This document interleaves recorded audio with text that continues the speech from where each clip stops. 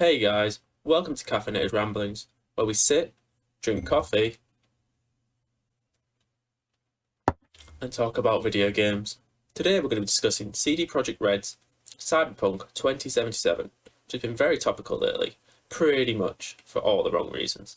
Now, this has been covered a lot recently, so I wanted to give my own spin on the whole Cyberpunk debacle, and that is how the game has become a masterclass in how to ruin your reputation. And I'm going to do this by focusing on 4 key groups CD Projekt Red have managed to ruin the reputation with over the launch period of the game, which are gamers, CD Projekt Red staff, investors, and platform holders.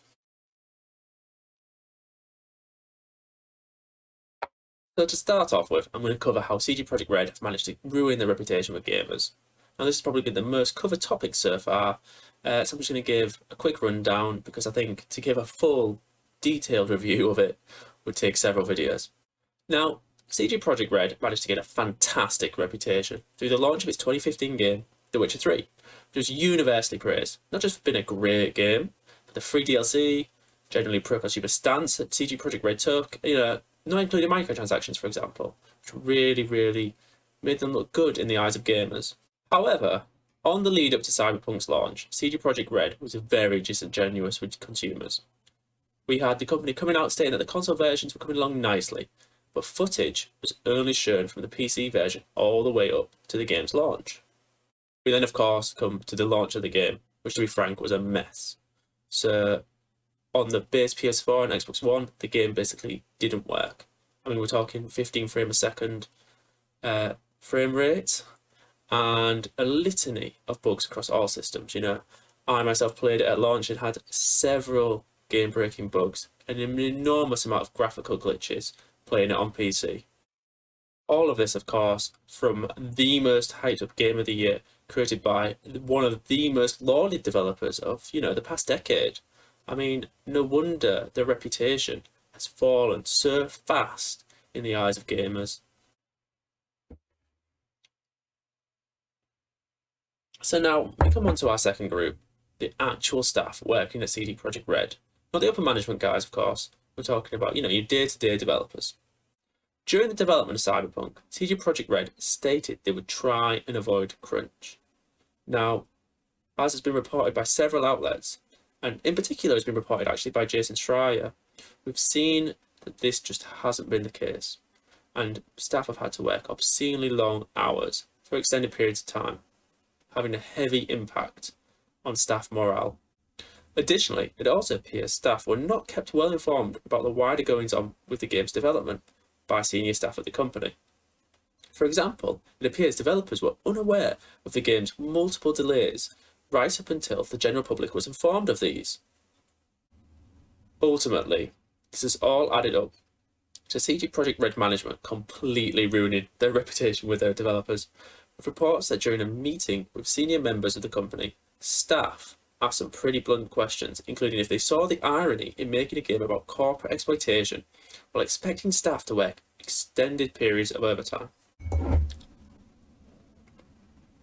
Now, if you're an investor at CD Projekt Red, you're probably pretty upset right now with the general negative reception the game has, garnered, lowering the company's value.